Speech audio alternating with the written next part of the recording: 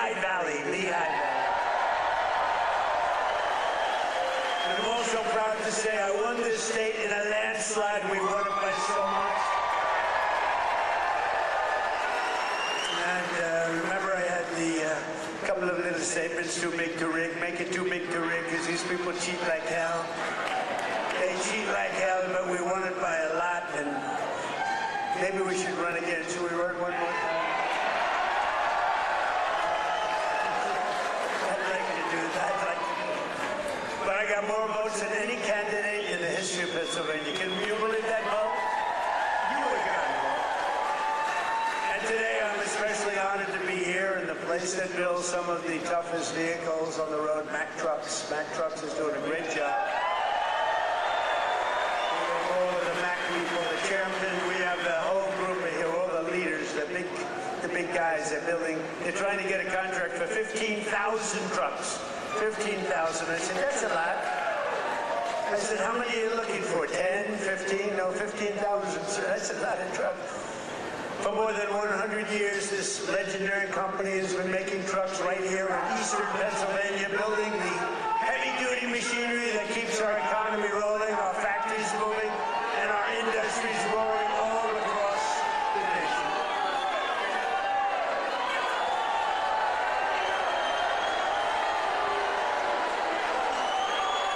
And you are the men and women who put your pride and spirit into those beautiful words, stamped on every Mack truck that said, made in the USA. It's made in the USA. And I want to especially thank the president of Mack Trucks, Stephen Roy, who I just met, who's a great guy, a great patriot, very Republican too, which I like. He's a very strong Republican. Stephen, where are you, Stephen? Stephen. We got to get a certain very talented congressman reelected. You know that. We got to get him. Where are you? Where are you, Mr. Congressman? We got to get you back in. Thank you, and thank you, Stephen. But a very special thanks to every single worker at this fantastic factory. The job you're doing here is incredible. And I know you're applying for a big one, and we'll see how that goes. We'll have to call up some people and see if it's good. If your price is right. Is your price right, Stephen? I don't know. Maybe we'll get it down a little bit. We'll get it down. 15,000 trucks. That's a lot of trucks. But that's what this is all about. It's greatness. You built this country, and you are the ones who are making America great again. We're the hottest country in the world. For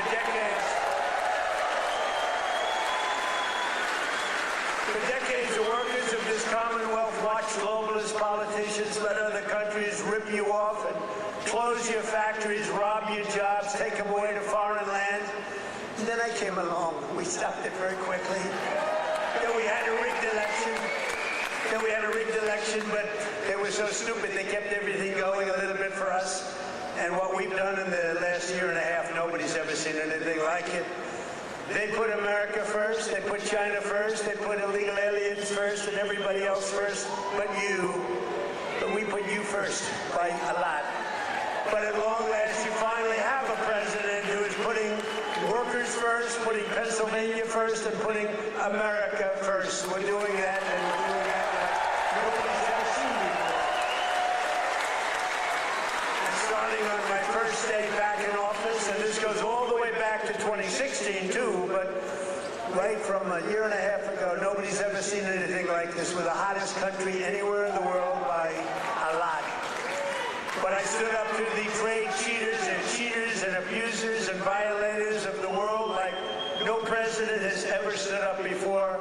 And now I'm standing up again because Iran cannot have a nuclear weapon, if that's okay. And we're doing quite well. I placed 50% tariffs on foreign copper, aluminum, and steel so they couldn't come in and steal your jobs. And sometimes even more than 100% tariffs. They weren't going to come in from foreign lands and steal your jobs. If they wanted to come in, they pay 100%, they pay 200%, they pay I don't care what it is. They're not going to steal your jobs, okay? And they stop.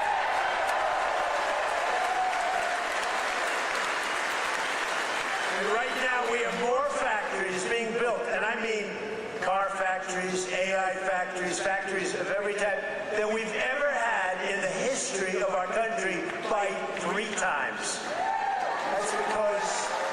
That's because they didn't want to pay the tariff. How don't you pay a tariff? You build your factory here and you hire American workers. It's quite simple, actually.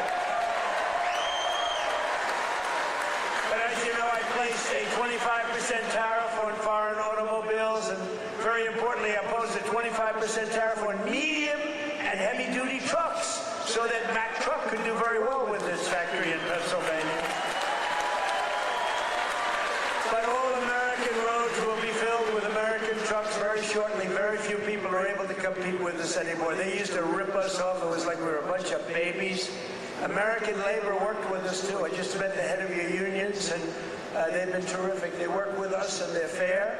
They treated us good. Maybe we can negotiate a little bit tougher. Where the hell are the union guys? Those guys are great. They're great. There they are.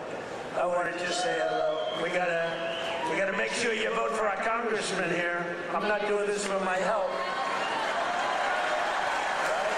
Music. We even have music.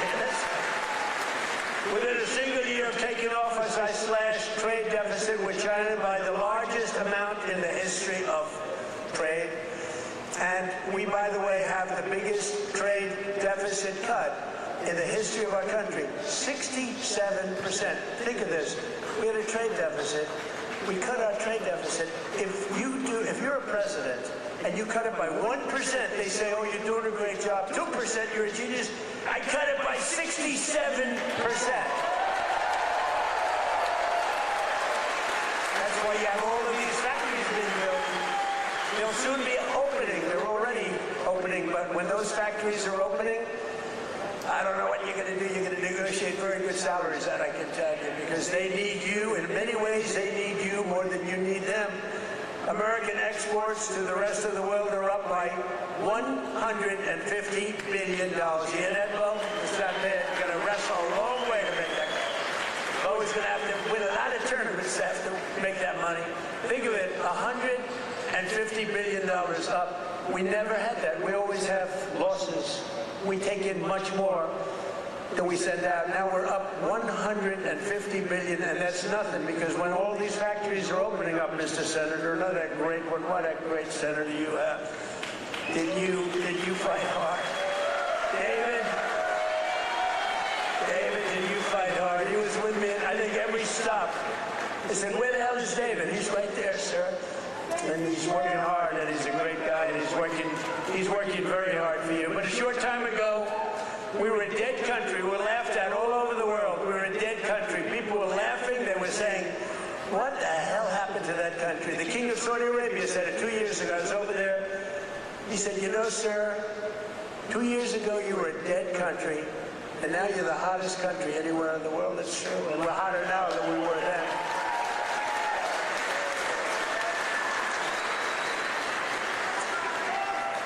He then proceeded to announce that he's investing $2 trillion in our country, along with Qatar, along with UAE. Bahrain is investing, Kuwait's investing, but countries from all over the world, they're all investing in the United States. 2 years ago, they wouldn't even think of it. They thought we were finished. When I went to China 2 weeks ago, I met with President Xi, and we greeted each other, and he looked at me and he said, man, do you move fast. Because they thought they had us, but now it's really the opposite. We are doing numbers that nobody's ever seen before. So we have a great man. But as you know, we just achieved a historic peace agreement with Iran to end the conflict in the Strait of Hormuz. And by the way, yesterday, 19 million barrels of oil flowed out of the Strait of Hormuz. A very beautiful.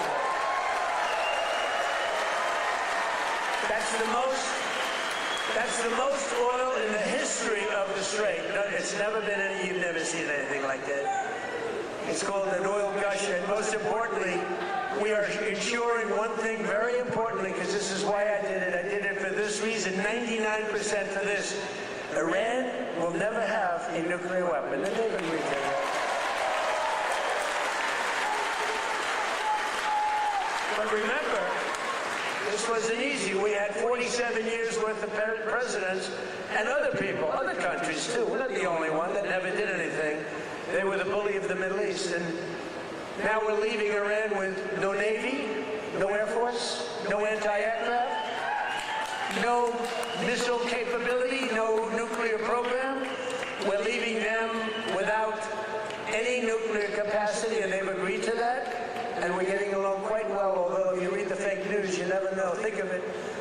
The fake news, they have no army, they have no navy, they have no air force, they have no anti-aircraft. We can fly over Tehran just at will. Nobody going to do anything to us.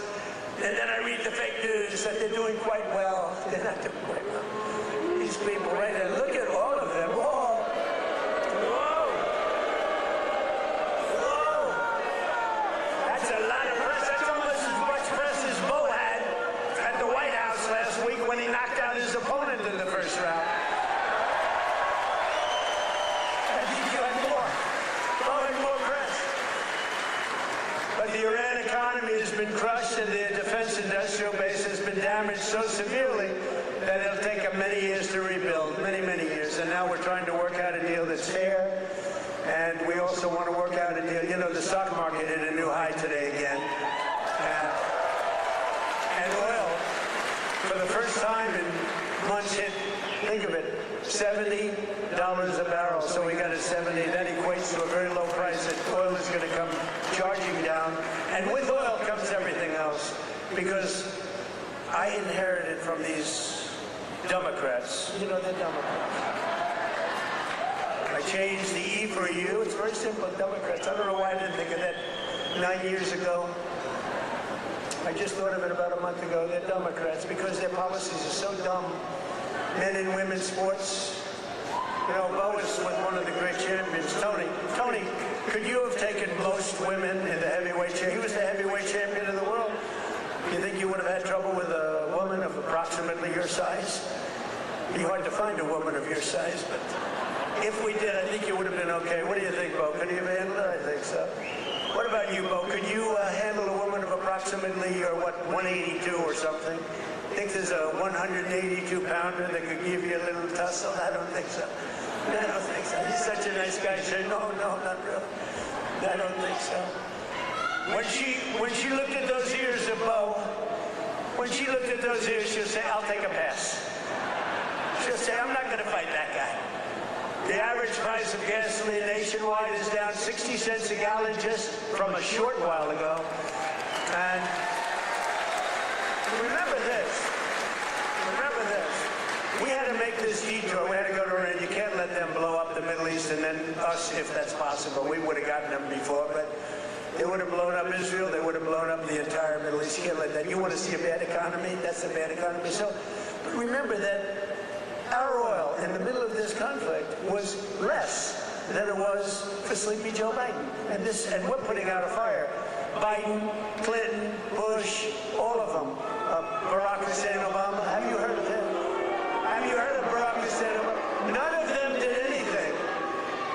Obama gave them $1.7 billion in green cash. Remember, on a 747, they flew over piles of cash. $1.7 billion.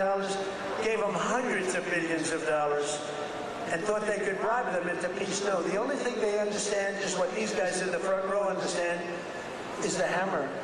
Because if you look at what we did to their nuclear capacity with those beautiful B-2 bombers, that was truly a hammer. In fact, we named it a hammer. Operation Hammer. But our economy is ready to soar to levels the world has not seen before. I believe that, David. I think it's going to levels that nobody's ever seen before. All these factories are being built and they're going to be occupied. They're hiring people now. It's going to be something very beautiful. I don't know who's going to follow me, but remember that I was the one that did it, okay? Somebody's going to walk into office and they're going to have the most successful country in history, and they're going to be bragging what a great job they did. And we did it. In 4 long years of the crooked Joe Biden administration, they got less than $1 trillion of new investments. So think of it, Crooked Joe. What do you like better, Sleepy Joe or Crooked Joe? Ready? Sleepy Joe. Crooked Joe. Sleepy Joe better, but they're both good. I use them both. But in less than 1 year, so they did much less than $1 trillion of investment from outside the world. Much less than 1 trillion.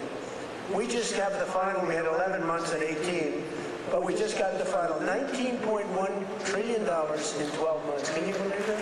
Investment from all over the globe.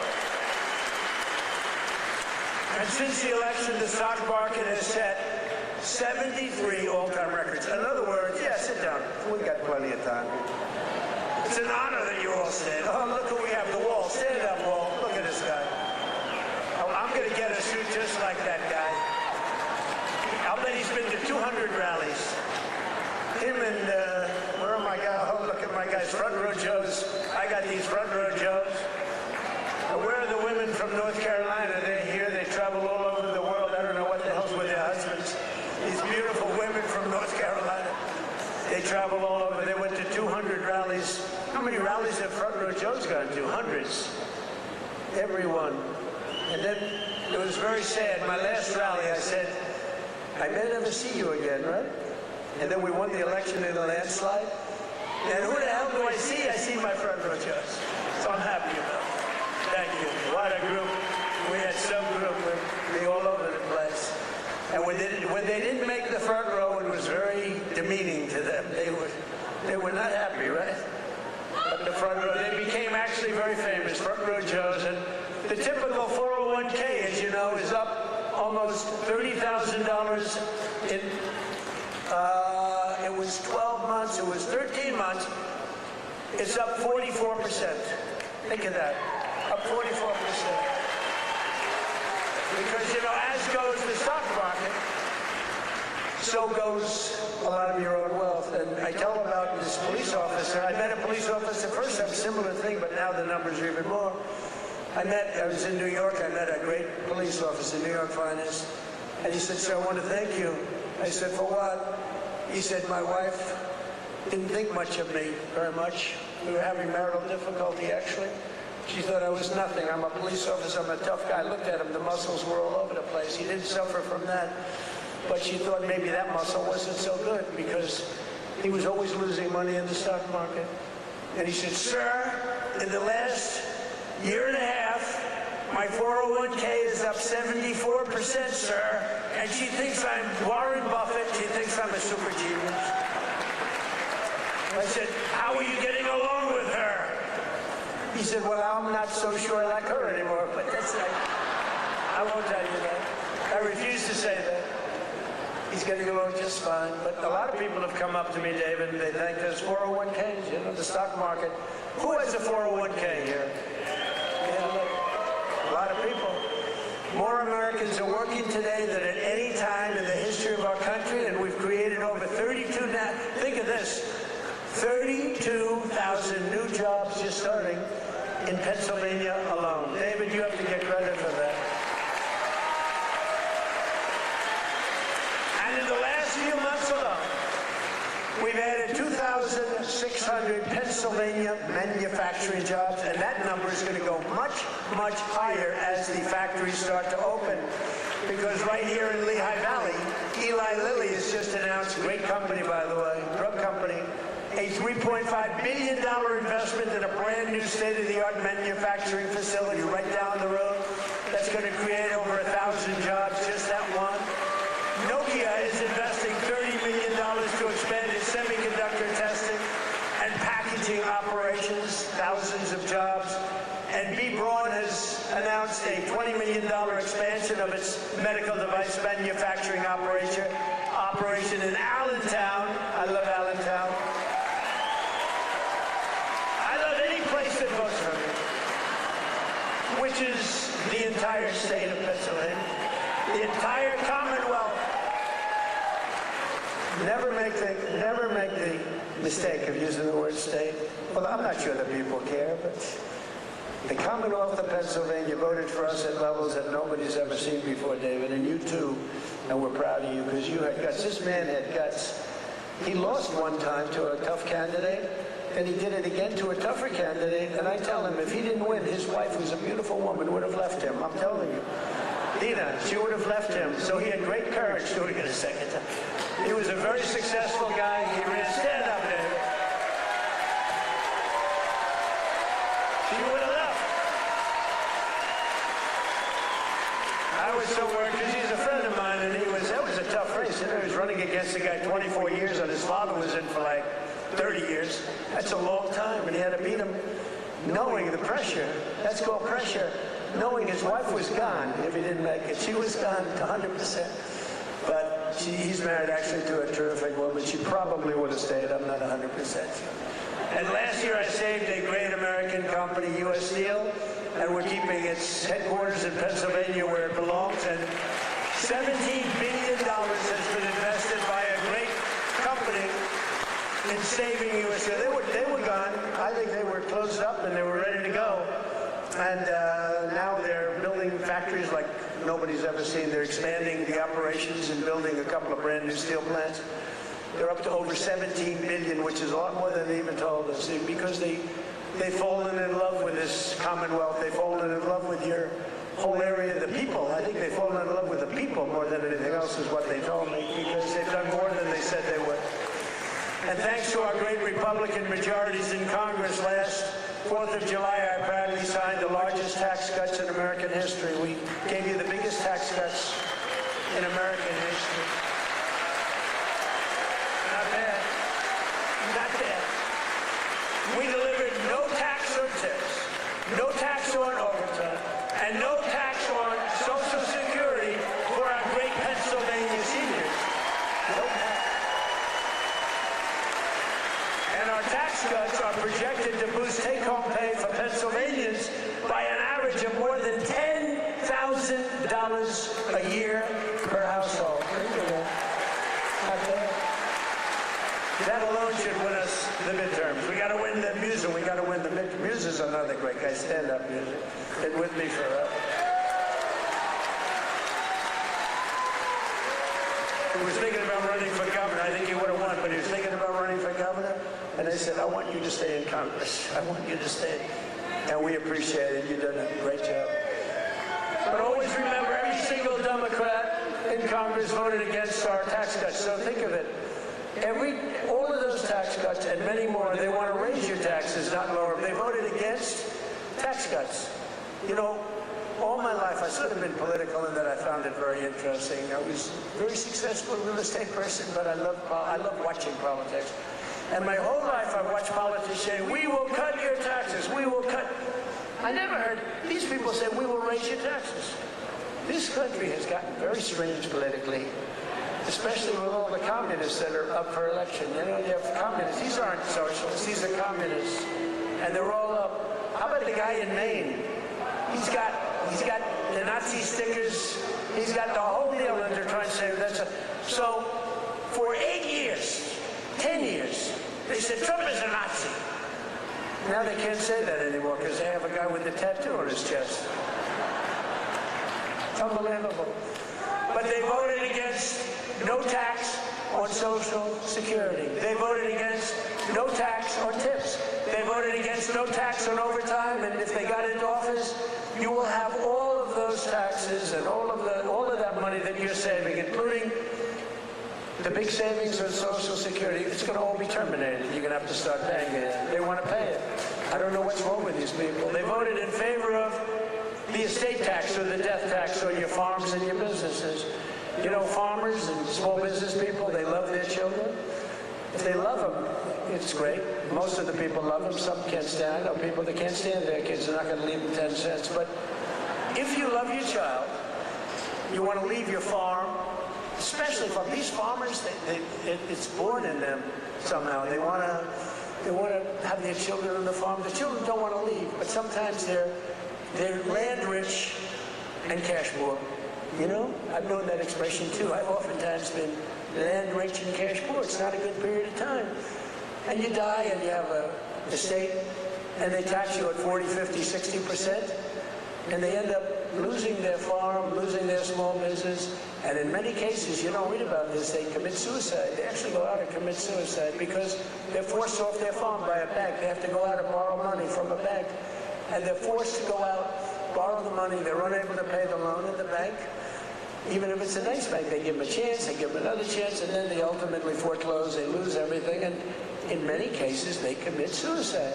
And they said, we're not going to have that crap go on. So you have no estate tax to pay on your small farm, small business, or your farms, or your businesses. And you can, if you love your children, you can leave your farm or your small business to your child, and they're not going to lose it. If you don't love your children, then don't listen to what I'm saying, because it doesn't matter. If you don't like them, don't leave them anything. The hell with them. They probably deserve it. But think of it, the Democrats voted against the border wall. The border wall gave us the safest border. We have the safest border now in the history of the country.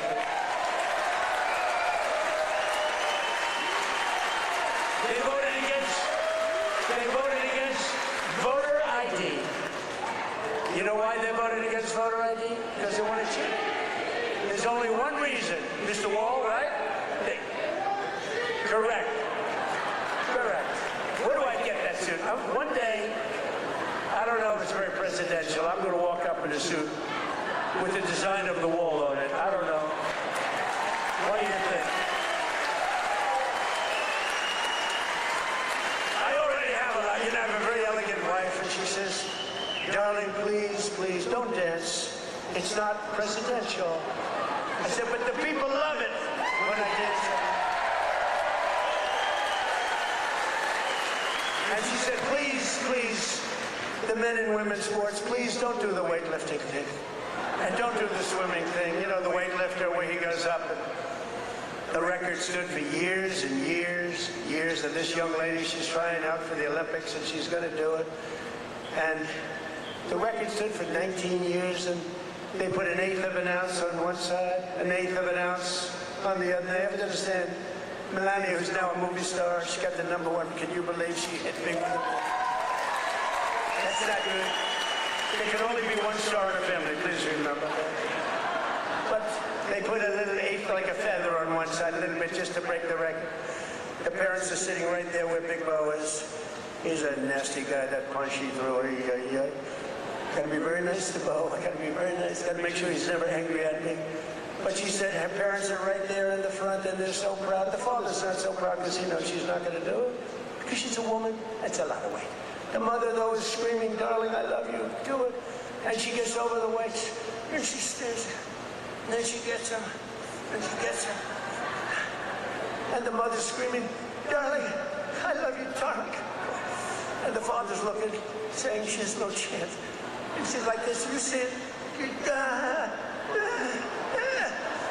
Drops him, and she's like devastated for the rest of her life. And then a guy comes along who transitioned. That's the term. I've gotten very good at that term. I used to take a lot of heat for my definition of the movement over. But he transitioned. He was a poor, very poor, bottom of the line, male weightlifter, but now he's a female weightlifter. And he looked at the amount, I think it was like 210 pounds or something like that. Well, that's a lot for a woman, but not that much for a man. You could do it with one hand. And he goes, looks down at the weight.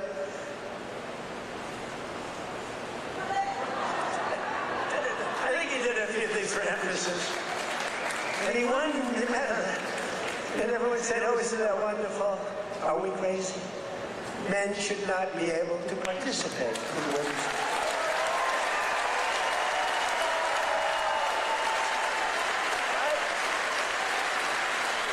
That's a 99%. You ever hear the fake news? They say, that's an 80-20 issue. No, it's not. It's 99-1. You know, I've been doing politics now for 10 years. Not that long, considering I've won 3 elections. You know, so that. But we did great in the second one. It was a big deal. But pretty short. But with all of that, and all of the time I spent speaking to people, they say, sir, could you cut taxes on this? Could you get me a tax deduction on a car loan? I did that. By the way, I did that. If you borrow money to buy a car, you got to do that. All these things. They asked me for hundreds of things. Not once did anyone ever come up to me and say, sir, please, this is so vital. You have to be able to have men play in women's sports. Please, sir, could you pull that up? I've never had anyone ask me for that. So I say it's a 99-1 issue, not 80-20. The fake news back there, they say, oh, that's a target issue. But I don't like talking about it because I want them to continue on with that. I want them to continue on with the, they're in favor of the mutilization of your child for transgender purposes, the mutilization of your child. And I would say politically it's a very good thing to run against a person that's in favor of that kind of stuff. So we let them, we don't bring it up during off political seasons, but we have a political season coming up. And they'll be doing all of that nonsense, and they're going to lose a lot of elections. And now, if you look in New York, we have all communists running. They're all excited. They're going to win their primaries, but I can't imagine they can beat a normal Republican. So I think it's a good thing, Muser. What do you think? I think it's a good thing. Wouldn't you like to run against somebody like that? Well, Shapiro's not that much better, to be honest with you, but I will. They're all being forced. They're all being forced. A guy like Shapiro, he's going to be forced to the left. Otherwise, he's not going to get the nomination. But they voted against proof of citizenship. Think of it. We'd like to have proof of citizenship. You walk into the voting booth.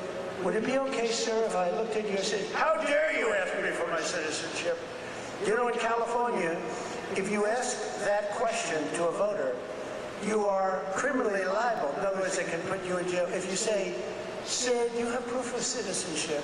They put you in jail if they ask that question. You're not allowed to ask that. Did you know that? It's the craziest thing I've ever seen going on. Hey, did they screw the kid, Pratt? Boy, he's leading, and all of a sudden he's lost. And it was sort of interesting. The election, you ever see an election where they're 2.5 weeks in? An election that takes weeks to count the votes? But after the evening, it looked like he was going to win, or certainly be in the runoff. And then I started hearing rumors as the days went by, days and days went by, that Pratt is fading. He's fading. I said, they rigged the election. And then lo and behold, he didn't qualify, even though he was so far up in the third place person that it was almost impossible, and he didn't qualify. And then it started happening with the next candidate, Steve Hilton, who's running for governor. He was up in front, just about leading, no problem. And all of a sudden, about 4 or 5 days after, this is after the election's over, they said, Steve Hilton is starting to lose votes. I said, here we go again. And I called up the U.S. Attorney in California. They said, we're going to have a number in the next week. Next week. I called up the very powerful, very good U.S. Attorney in California, and I said, do me a favor. Take a look. They're trying to steal that election, too. I guess they called up. They said, this is the U.S. Attorney call. We have your great U.S. Attorney here today, by the way, and your assistant U.S. Attorney. They're doing great. David, thank you. So over the next week, he was definitely going to lose, but the U.S. Attorney called. We want to check your votes. About an hour after the call, ladies and gentlemen, Mr. Hilton has won. So had I not made that call, Steve Hilton would right now be watching the election from home. So I don't know, he would have a great chance, but the election's totally rigged. California's totally rigged. All mail-in ballots, it's a disgrace. We got to pass the Save America Act, okay?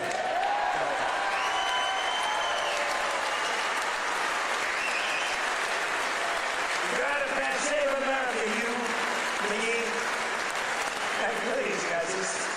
What love. A friend of mine is a very big real estate developer, but he's got a problem with speaking in front of crowds. He chokes, he chokes like a dog. He said, how do you do it? I say, it's easy, because there's so much love in the room. There's so much unbelievable love. It's easy. He's got this tremendous fear of speaking. He said, the guy's a major player. Most of you have heard of him. And he's a killer. He destroys people for a living. Financially, not physically, financially. Physically, he can barely walk. He's a basket kid. But he's up here, he's very smart. And he destroys people, very rich. But he can't get up in front of a crowd and talk. I said, what's wrong with you? He said, I don't know, I have a fear of crowds. You believe it? All sorts of people. A lot of people want to do what I did. A lot of people, David did it. David was very successful, but he's a great speaker. But a lot of people, they say, well, Trump became president from being a very successful businessman. He became president. I want to do it too. And that's when they find out and he might have the flaw of speaking, or even worse, is a terrible past. You know, the past will come out to haunt you. It's not an easy thing to do, but I love it. You know, I say it's real easy to do when you have people that love you. I guarantee, who here voted for Trump?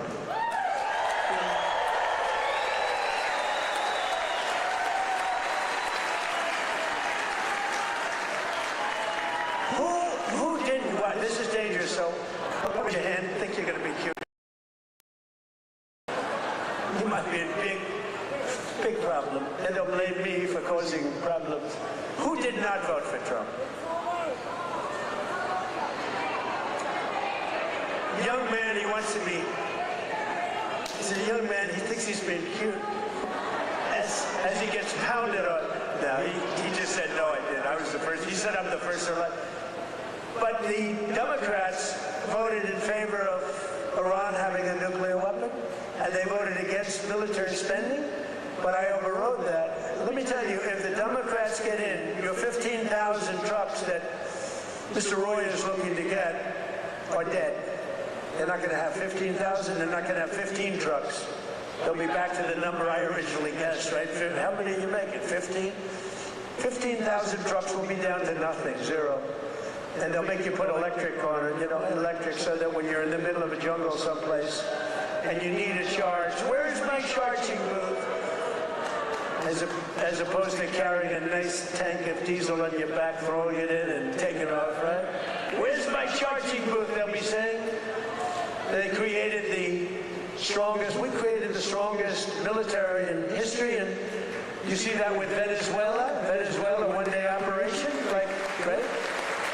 Good army. And now we're making a lot of money with Venezuela, and Venezuela's doing great also. It's a happy country now. But it took us exactly 48 minutes to win that war. We're the greatest military in the world, 48 minutes.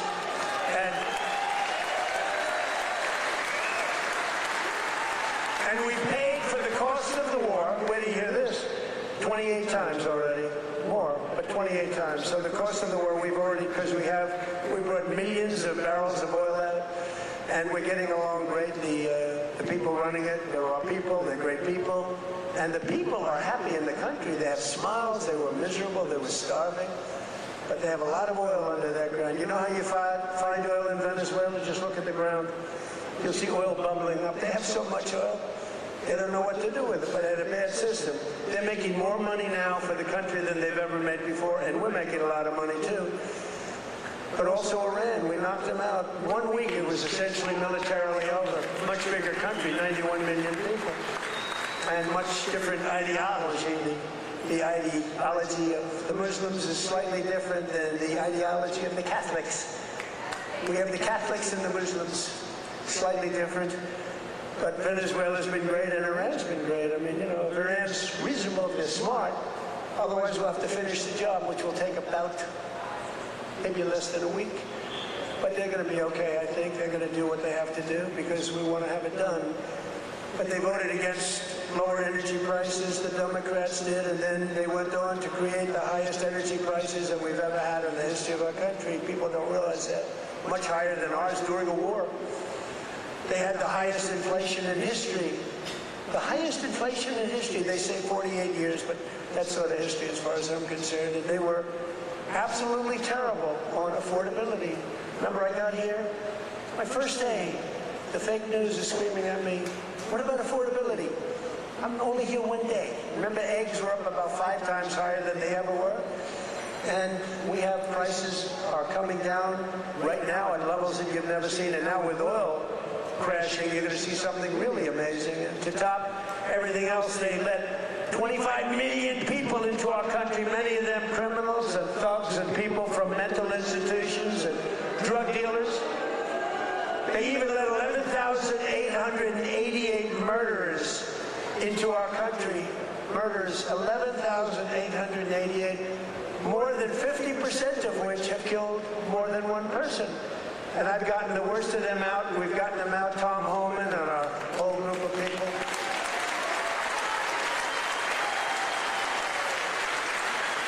But the Democrats want open borders, and they want them all to come back in. You can imagine that. The people of this Commonwealth will never let that happen again. What they allowed to happen to our country, we can never allow to happen again.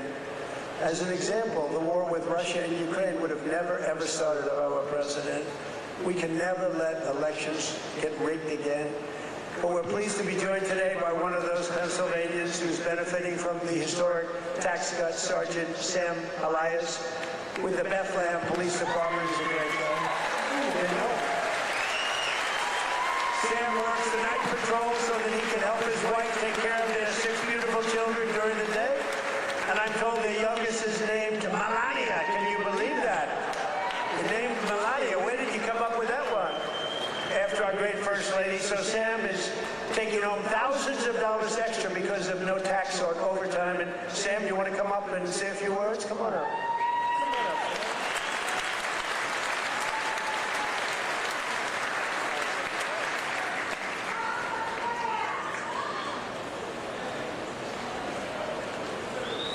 Thank you. Good afternoon, everyone. I'd like to express my appreciation to President Trump, Congressman Ryan McKenzie, and the entire White House administration. As a father of 6 children in a single-income household, I can tell you the Working Families Tax Cuts is a policy that helps my family. Hard work should pay off, not get punished with higher taxes. No tax on overtime, no tax on tips means more money in the pockets of working Americans. For my family, these savings have translated to what was once a day trip to the park is now an overnight stay at the Jersey Shore. Bigger tax returns have allowed Americans to create new family memories and save for future projects. As the President said, I also work night shift as a police sergeant in the fine city of Bethlehem.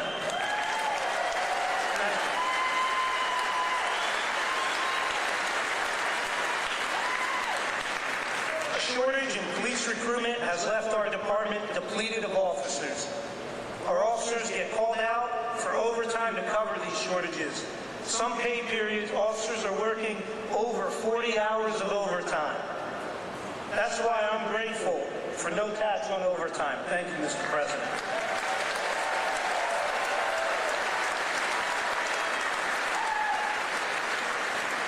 I'm also thankful for the support President Trump and Congressman McKenzie have shown for law enforcement. You understand that communities thrive when we invest in public safety. Congressman McKenzie has stood strong with public safety and working families. And that's why he's been endorsed by the brothers and sisters of Bethlehem FOP Star Lot 20.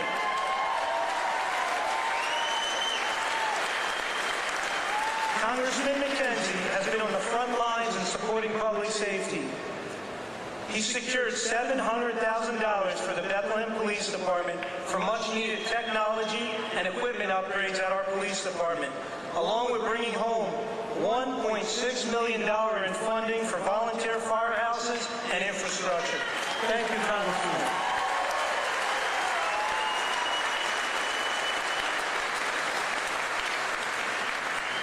I'm a very grateful American, a son to Lebanese immigrants who came to the United States 50 years ago in pursuit of the American dream. My 80-year-old father is here with me today.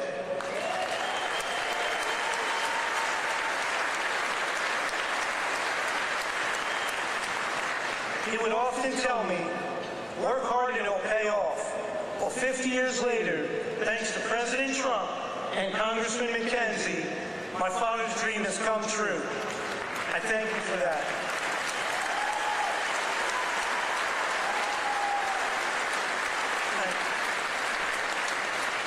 Additionally, thank you to President Trump and your entire administration. After more than 50 years, the Lebanese people finally have an American ally who advocates for a sovereign and independent Lebanon, governed by the Lebanese people. Thank you for that. Mr. President, you have the support of almost 20 million Lebanese people worldwide.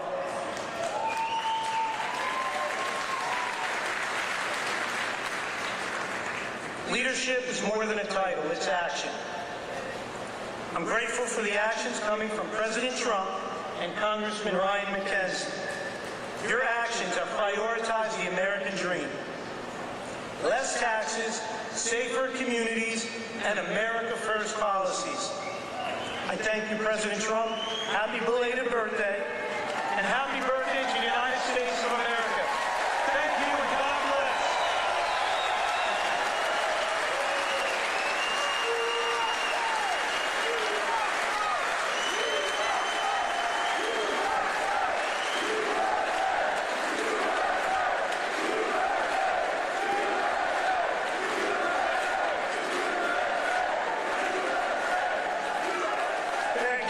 I looked at all these pages. I said, oh, we're in trouble. But you know what? That was good. That was a good job. I was a little worried when I saw the pages after page. Very good. Great job. Sam, where's your father? Hello, Bob. How are you? Got a good boy. Got a good boy. Yeah. Taking care of your people. So our administration is also delivering one historic win after another for another group that works a lot of overtime, and that's our great auto workers. We have a lot of auto workers in here today. Just as I promised, the UAW workers, and we did great with them. You know, Republicans, I don't know, for whatever reason, they don't do like I do.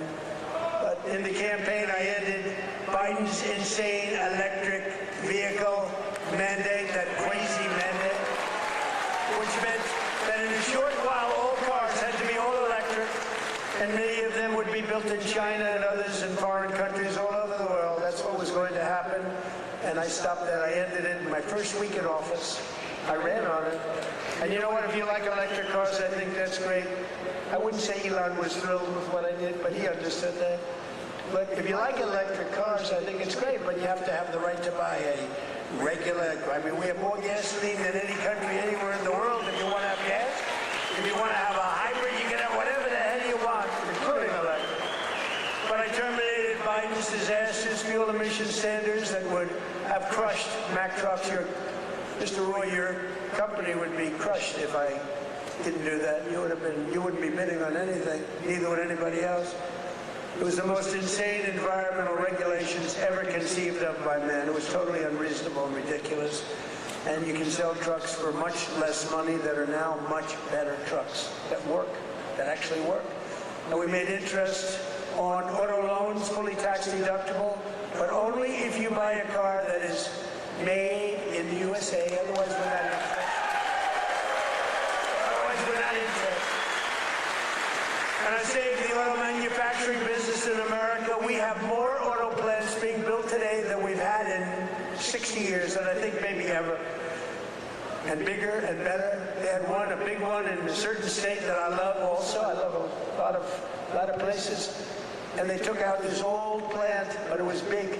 And I said, did you redo it yet? They said, we're not redoing it. We're ripping down and building a brand new one, a beauty. You know the one I'm talking about, Dave. But we're pleased to be joined today by Pat McHugh, a Marine Corps veteran, a great guy, who spent 28 years with Mack Trucks. And he leads the cab assembly and serves as new product line launch leader. It's a big deal. And Pat's grandfather worked here, his dad worked here, and now his son is working here and doing well. And they know how important it is to keep manufacturing jobs in Pennsylvania. Pat, say a few words.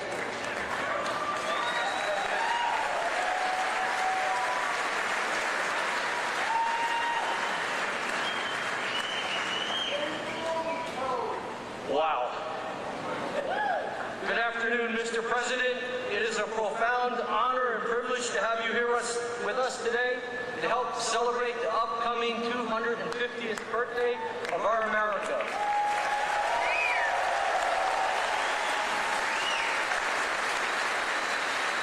And most recently, our 125th anniversary of building Mack Trucks.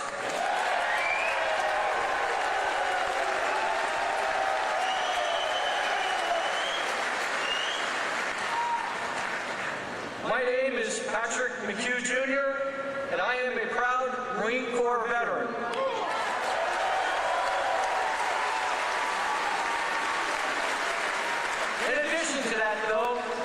I am an even prouder Mack Truck employee.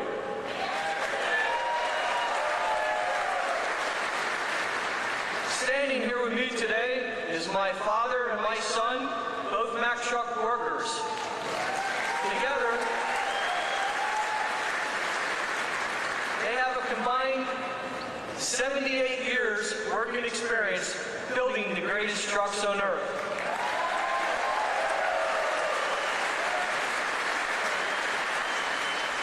You can say Mack Trucks runs in our blood.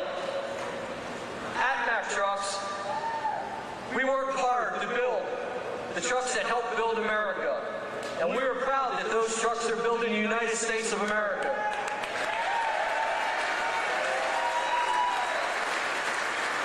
Along with our UAW colleagues, we're open for business and we're producing the best quality trucks we ever have.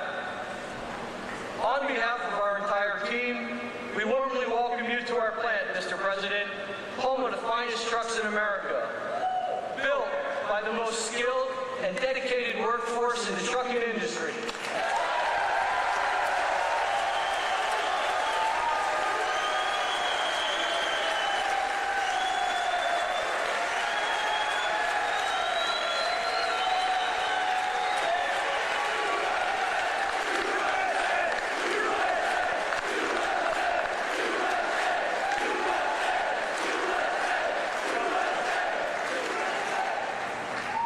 So, Mr. President, I want to say thank you for choosing to highlight Mack Trucks on your visit today, and thank you for supporting our American workforce.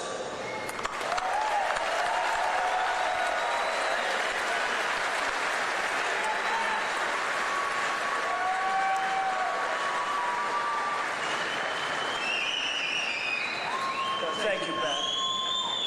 That's a good family. That's a great family. They're proud of your company. I want to also thank two people, very special people, because I know them and I know what they do, and it's not easy, but they've done a great job. David Durgan and Timothy Herzog of the UAW committee. Where are you guys? Thank you.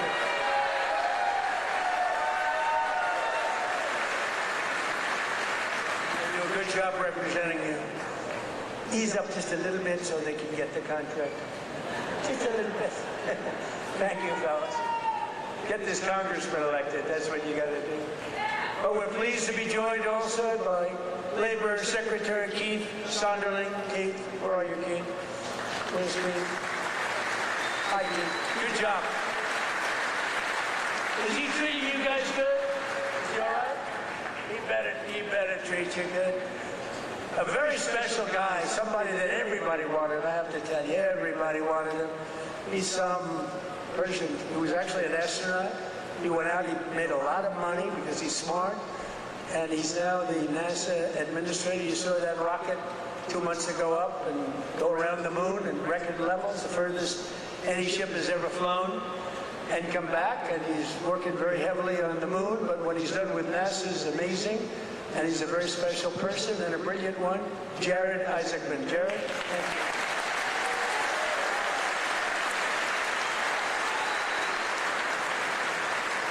you. Great job.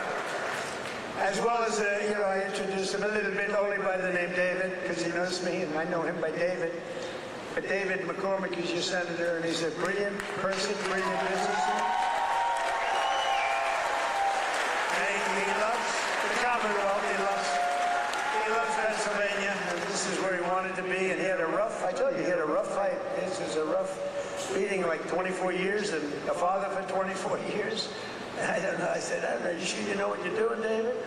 But you won, and you won easily. And I'll tell you what, you have a great senator, one of the best in the country. So I just want to thank you very much.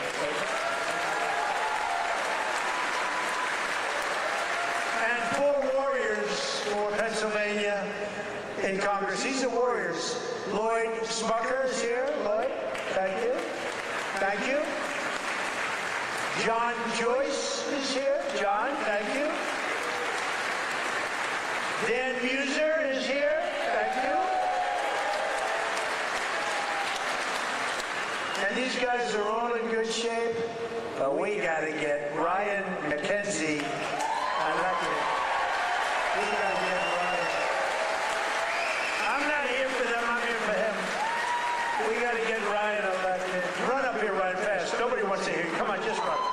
Nobody wants to hear you, Ryan. Do what David did. He'd go up for 1 minute. Thank you very much, everybody. It's nice to be here sitting. And everybody thought he was the greatest speaker. Okay. Well, Mr. President, I can't thank you enough for coming here to the Lehigh Valley, highlighting the great men and women of Mack Trucks, doing all the work that you do in Washington, D.C. for our veterans, our first responders, and everybody across this country to continue to maintain America as the greatest country in the world. You are the president that is fighting for all Americans. Thank you for being here.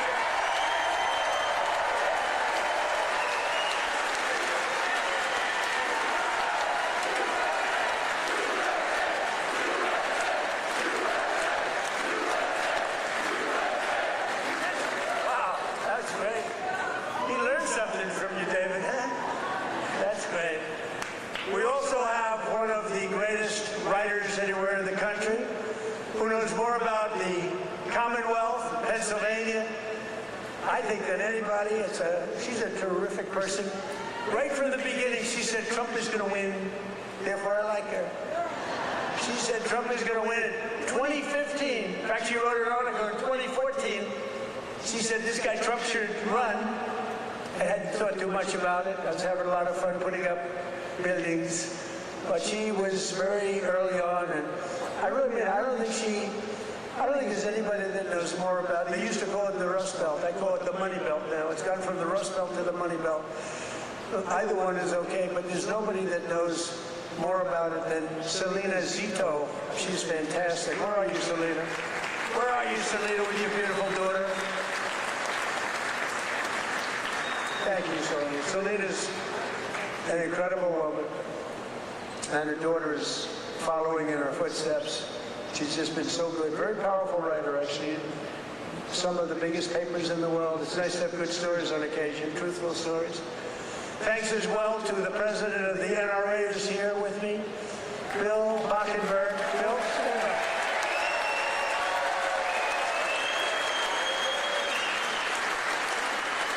And they always give me their endorsement because I saved the Second Amendment, and you think it's easy. On occasion, it was not easy, right, Bill? But we did it. We did it with your help. And we're doing a couple of other things, working with you and your people. But I think you've done a fantastic job. The NRA, everybody, they really have been. They've been with me right from the beginning. And Bill asked me would I support the national right to carry legislation. How do you feel about national right to carry?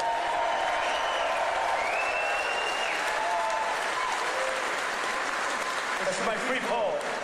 You know what that is? That's a free poll. I don't have to pay $300,000 to somebody that doesn't even do polling, you know. You give your phony numbers. See, those are real numbers. National right to carry. Yeah, we're working on it.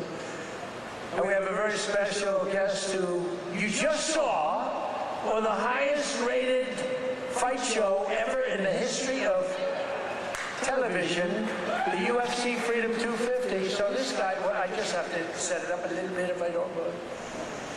Because I'm thinking, you know, I'm a similar size. I weigh more than he does, actually. So therefore, I have a tremendous physical advantage over him. His muscles are slightly harder and slightly younger. He's a lot younger. But I think I can do it because I'm a great athlete. He knows I'm a very good golfer. And I'm much better off on the golf course against him than I am with the wrestling, man. But he went virtually undefeated. I mean, he went 4 years. He was the top wrestler. His friend, Tony, who's another champion, I'll introduce you to, Tony. But these two guys were on the Penn State team, and Bo Nickel, but, I mean, you couldn't defeat the guy. And then, he had every battle. I guess he was a 3 or 4 time All-American. But then he turned pro and he went to the UFC. Did you find them tougher? Yes, a little different.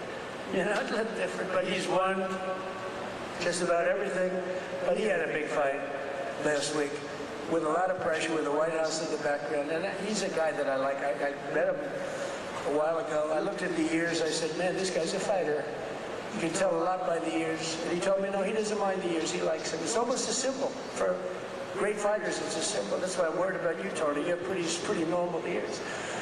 But I got to know Bo a little bit, and I got to root for him. And I almost felt like his father up there. His father's great, but I felt like his father, so I was nervous for the fight. And he was fighting somebody that Dana White, the great Dana White, is a phenomenal guy. He said, Bo's got a tough one tonight. I said, why? Why do you do that to him? Because if you lose it this night, it was the biggest audience they've ever had, by far. The whole world watched it. The people at the White House, we had 5,000 seats around the cage we built, and we had 100,000, more than 100,000 people in the park right next door. We had the largest television audience they've ever had, by far. And they said, why do you have to give him such a tough opponent? He was pretty tough. But then it happened. So Bo is known as a great wrestler because he was the best wrestler by far in college. Nobody could beat him. And I figured Bo would be wrestling. But no, he wasn't wrestling. He was punching. I said, Bo, grab his legs and start wrestling. That's what you do. But he didn't do that. He didn't listen to me. And he got a shot off that was brutal. And in the first round, right, knocked him out. He was really knocked out. Great fighter. The guy was a great fighter, is a great fighter. So I just want to thank, he's from Penn State. He loves Penn State. He is the NCAA wrestling champion. And just fantastic. And his friend, and you probably know, is also, I think you were roommates, right? That's a tough room. I wouldn't want to fight these two guys. Let's go pick on those two guys. I don't think so. But he was the heavyweight. And he lost a lot of weight. He weighed 35, 40 pounds. I asked him, how much did you wrestle? About 40 pounds heavier. In other words, you want to live, right? You decide to listen. But he was also the champion, NCAA champion, and his name is Anthony Cassar. So come up here, fellas, because I want to just ask the audience a question. Come here, bud. So here's my question. If I work out for the next couple of months, really work hard, lifting those weights and really work, could I beat Bo or Anthony in wrestling? You're very disloyal. You're very disloyal. Say it.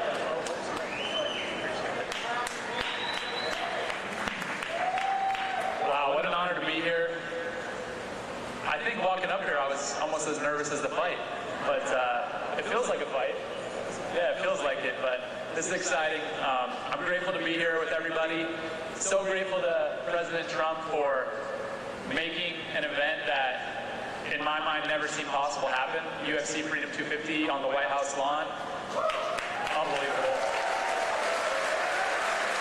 I don't think there are too many presidents that have the courage to do something like that, and, just so unbelievable. For me, both my parents were high school teachers. My dad was a wrestling coach. My grandpa was a wrestling coach, and I grew up around sports and just competing from 5 years old, and so to be able to do something like that is a dream come true, and it's just through hard work, effort, discipline, and a lot of time in the wrestling room, a lot of time in the cage that I was able to do that, and that's really because America is the land of opportunity, and if you set your mind to something and you feel passionate about what you do, you can accomplish anything, and thank you.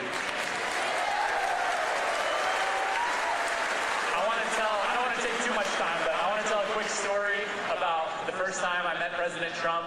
It was in 2019 at the White House, and our team and I won the Nationals, the NCAAs, and at Penn State we are.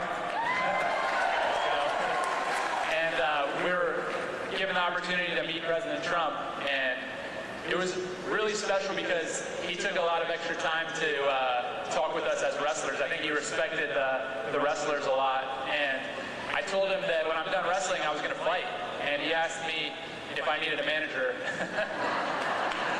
And I thought that he has better things to do than that, but really since then, I feel like we've had a special connection that I'm extremely grateful for, and fast forward 7 years, I'm fighting on the White House lawn, and I turn and look at my corner, and President Trump is right next to him.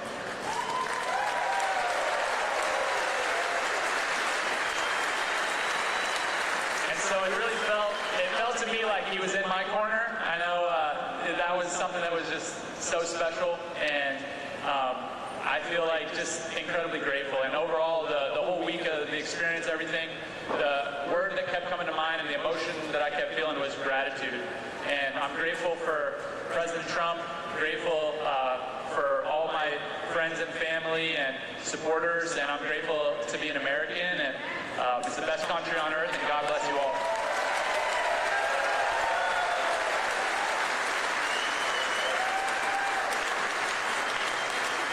How's everybody doing? This is an awesome crowd. I'll keep this really short. It's just an honor to be here.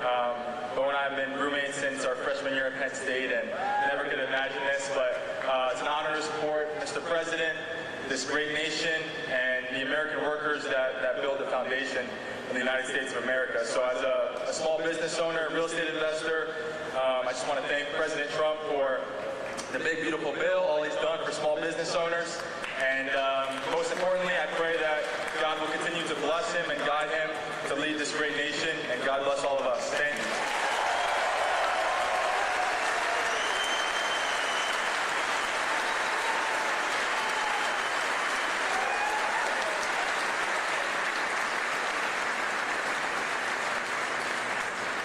Two great champions, that's great. It's good to have them here too. We have a lot of champions in the audience. These are two very special people. When you do that, I was saying to myself, you know, going into that ring and you got all these people, we had the richest and the biggest politicians, we had the biggest of everything. You couldn't get a ticket. The tickets were selling for some crazy numbers, I heard. We gave them away to everybody, but somehow some got out. And I was saying that's a tremendous amount of pressure, and you're fighting the toughest people on earth. I mean, these are the strongest, toughest men on earth. No women in the crowd, but which is nice. But these are the toughest men on earth, and it's tremendous pressure. And you know, the muscles, you got the muscles, you guys, you got the big strong muscles, but you got this muscle too, because it takes much more than just the normal muscle to win those matches. I mean, the strategy and the genius that goes in. It is a genius. A lot of people wouldn't understand that. But there's a genius. There's a genius in sports. But there's a great amount of courage and power that you have that a lot of other people don't have. So congratulations. Really great job. Great job. Good job, you. In everything we do, we're once again fighting for the people of Pennsylvania, and that includes our amazing Pennsylvania oil and gas workers. And I ended last administration's war on Pennsylvania energy, and I signed an order to drill, baby, drill. That's what we did. Did I get it? And you helped. The United States is now the #1 producer of oil and gas on earth, larger than Russia and Saudi Arabia combined by a lot. Look at that. Who would have thought that? We were in 4th place. Now we're larger than, that doesn't include Venezuela. Include Venezuela once because it's essentially should be included. I also ended the war on clean, beautiful Pennsylvania coal. In fact, in my administration, you're not, because you know coal was dead. China uses it, other countries, very successful countries use it. The unsuccessful countries use wind, and those beautiful windmills that go round and round and don't do anything except cost you money. Every time it goes around, you lose $10. It's supposed to make money with energy, not lose money. No, wind is every country that's using wind is a disaster. Every country that's using our beautiful substances from underground are doing very nicely, thank you. But in my administration, you're not allowed to say the word coal without preceding that word with the words clean, beautiful. So you say clean, beautiful coal. And I have Secretary of the Interior, Doug Burgum, who's fantastic, and Chris Wright. And they made a speech about coal, and they mentioned coal like 50 times in the speech. It's all about coal. And they kept saying, clean, beautiful coal, clean, beautiful coal. I said, no, it's enough. It's enough. But we're not allowed to use the word coal without saying, because what they can do with coal today is amazing. It is clean, it is beautiful, they can clean it. And it's a very powerful form of energy. And if you look at China, they're building 57 coal plants. There are big monster plants all over their country. And then we're not supposed to do that? No, we're doing that. Clean, beautiful coal. We've invested over $1 billion to save dozens of coal mines. We've saved them. They were ready to close, and some had closed. and more than 100 coal power plants, including the Keystone and the Conemaugh generating stations right here in Pennsylvania, as you know, are really moving now and employing a lot of people. They were all getting ready to close up. They were essentially closed. We're working hard to lower the cost for all consumers, and we want powerful energy.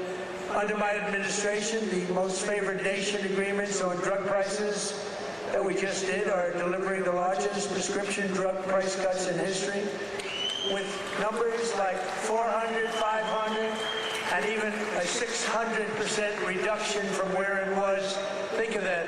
That alone should win us the midterm. And the fake news back there refuses to talk about it because they know how good it is, because they can't produce it. They've been trying to do it for years. Favored nation. We paid the highest drug price in the world by far. As an example, for the fat drug, which Bo and Tony don't need to take, but a lot of people are taking. Who takes the fat drug? So in New York, think of it, it was costing a fortune. Many, many times it was costing $1,300, and in London it was $87. And a friend of mine who's extremely fat, sloppy, but very brilliant. He's a brilliant businessman, but he's a slob, there's no question about it. Very neurotic person, which you need sometimes to be successful. But he called me up. He used to call me Donnie. Donnie! Now he calls me Mr. President. That's a sign of great respect. But he said, President, I just came over here and I bought, I won't say it was Epic or whatever the hell it was, but I bought the fat truck. I said, I didn't know you used it because it's not working. And I use him as, he's begging me not to use his name, so I won't. But he's a very successful, he's actually a pretty well-known guy, brilliant business guy, worth a lot of money. And he checked, he just, you know, he said, well, how come in London I just sent out and I'm paying $87 and in New York I'm paying $1,300? I said, because that's the way the prices are rigged. And it's rigged, the whole world is rigged against us. And I said, but you know what? You brought it out better than anybody could bring it out because I've been looking at it. They all said it was impossible to do. And I went to the drug companies. I said, well, it's not going to be any more. You're going to raise their price a little bit. You're going to lower ours a lot because the world is bigger than us.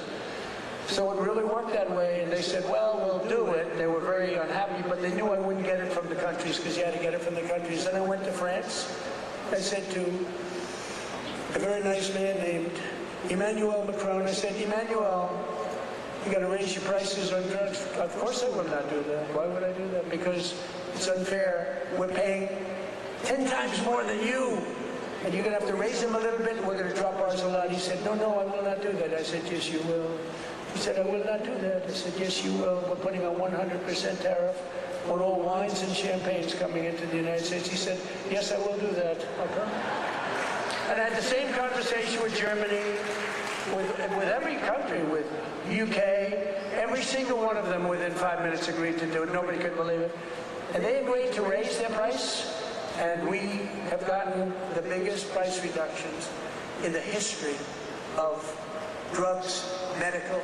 Nobody's ever seen anything like it. So instead of paying $1,300, you'll be paying about $175. Nobody's ever done that before. And this is on many, many trucks. A pill that sells for $10 in London and selling for $150 in Texas, any place, it's all the same in the United States. They basically discriminated. So now instead of $10, it goes to $20 because, again, the world is a big place. And we would bring ours down to 20, from like 150 down to 20. This is the kind of price reductions you're getting. Go to Trump.com, by the way. And I didn't name it. That was Bobby Kennedy that did it with Dr. Oz. Everyone thinks I named it. I did not name it, but that site is through the roof. And these are the biggest price reductions in the history of our country for anything having to do with drugs, prescription medicine. So that alone should win the midterms. And there's a real chance that they would end it because they're totally controlled by these foreign countries, the Democrats. So starting next week, weight loss drugs will be available for just $50. Think of that. For seniors who previously had to pay $1,200, $1,300, $1,400, couldn't pay it. Think of that. Now, they don't want to write. Look, they turn the cameras off when I talk about it because they don't want good stuff for us, because they don't want us to win elections. And why, I don't know. Why they want to have people pouring into our country, why they want to have high taxes, why they want to have all of these problems that took place over the last 4 years in the last administration, one of the worst administrations in history. But the other ones wouldn't be much better because they have all of these crazy policies. They've gone communist. But just over 1 year ago, we inherited the worst border in history, but I quickly turned it into the most secure border in the history of our country by far. Almost nobody's able to get in. And in the past 13 months, and this is a chart kept by generally Democrat people, in the past 13 months, 0 illegal aliens have been admitted into the United States.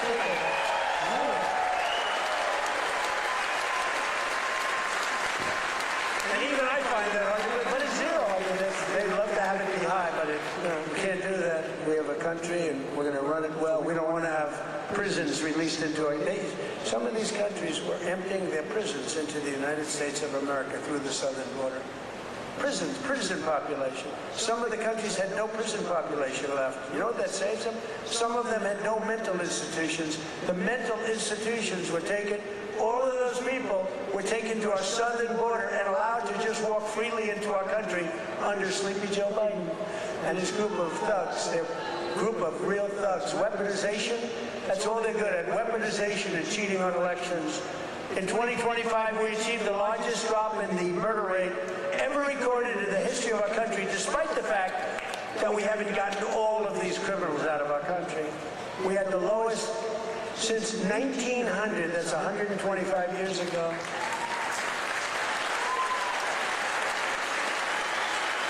And we cut the flow of fentanyl across our border by 56%. That's a big number.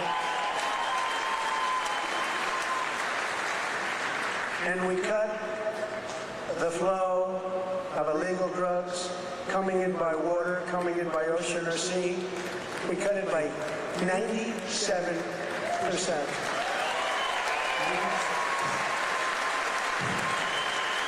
97%. It's very drastic, but people aren't traveling that way too much anymore. We have the most powerful. I built the military in my first term. We used it in my second term, more than I thought, but we have no choice. We have no choice. But think of it, we cut fentanyl. For years they've been interdicting. They've been grabbing boats, bringing them in, putting them in court. They go out by the same night, they're back, sending drugs by the ocean, by the Gulf, by the sea. And now it's down 97%. And we're looking for the 3%, because I think those 3% are more brave than Bo Nickel said he did. The 3% of the people that are willing to get into a boat to deliver drugs now, they are the bravest people perhaps anywhere in the world.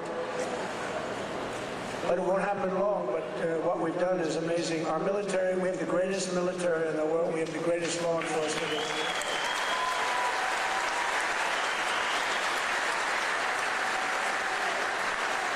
And we have the highest number of recruiting. So a year and a half ago, it was headlines. Nobody wanted to join the military, the Army, Navy, Marine. Nobody wanted to join any of them. Air Force, Space Force, I love Space Force, Coast Guard. Nobody wanted to join any of the military. They had tremendous recruitment problems. And even it carried over to the police. We have great police here. The police and the fire departments. Nobody wanted to do anything with the name America, anything with the uniform. And today, we have the highest recruitment, the most successful recruitment. Every single slot is filled. And that includes, they want to be policemen, and they want to be firemen and women. So we went from the least successful in our history, David, to the most successful in the history in terms of recruitment. It was very embarrassing. A year and a half ago, 2 years ago, and it all happened from November 5th. That's when we won the election. From November 5th on, everybody wants to be a soldier. Everybody wants to be in the Army, the Navy, the Marines. They want to fly the jets in the Air Force. The Coast Guard is hot. Everything's hot. And of course, Air Force. You know, I started Air Force. That was a part of the Air Force. Space Force was part of the Air Force. I said, no, it's got to be separate, got to do its own thing, and it's become. So we were in third place 4 or 5 years ago, and I put it in. We were losing to China and to Russia, and now we're totally ahead of both of them, like at numbers that they can't believe. Space Force could end up being one of your most. To stop the massive theft of taxpayer dollars, including millions of illegals, we've launched the war on fraud led by our great Vice President, J.D. Vance. Great job. Smart guy. We ended Medicaid for illegal immigrants, and we redirected $50 billion to make the largest investment in rural health in the history of our country, hospitals and everything else in the rural areas. And with the help of our Republican majorities in Congress, we will defend our jobs, our factories, our safety, and we will defend our borders like never before. We will crush violent crime, impose harsh new penalties on dangerous repeat offenders that shouldn't be in our country, crack down on Marxist prosecutors and judges, and we will immediately end the most dangerous thing that's ever been put into our country from the standpoint of law enforcement. Is called no cash bail. You kill someone, you go to the judge, they let you out, then you kill somebody in the afternoon. It's crazy. That was the beginning of crime. We will pass the great health care plan to stop all payments to big insurance companies and give the money directly to the people so they can buy their own health care, which will be much better care at a much lower cost. And we will pass the Save America Act to protect our senior American.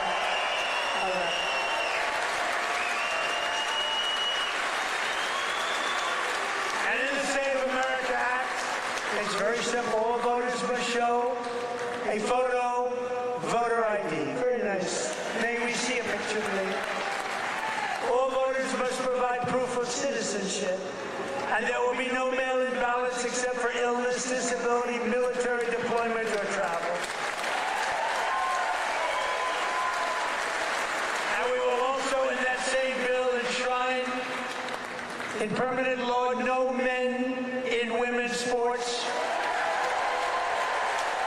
and no transgender surgery for our children. So together with the help of patriots throughout Pennsylvania and all across the land, we will make America powerful again. We will make America wealthy again. We will make America healthy again. All happening. All happening. We will make America strong again. We will make